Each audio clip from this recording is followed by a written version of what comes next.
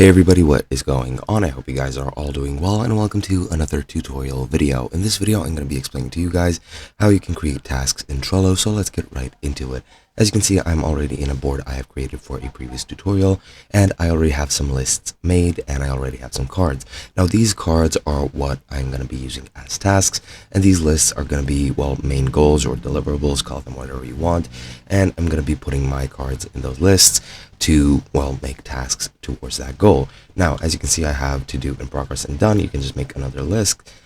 So I'll just call it tasks just for this tutorial's sake. And for example, if I add a card, I'll make task 1, task 2, task 3, task 4.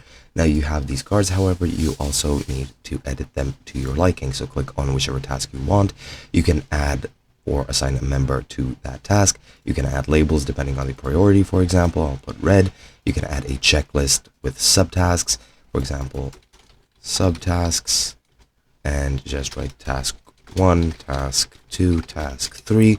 And when you check either of these, as you can see, the list or the slider for the completion will go up, and you can also hide checked items like so.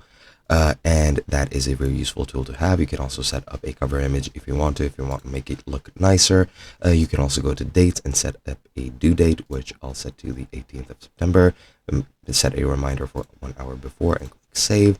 And now if I go back, as you can see, this here task looks a bit better. And now you can do that for every task in here.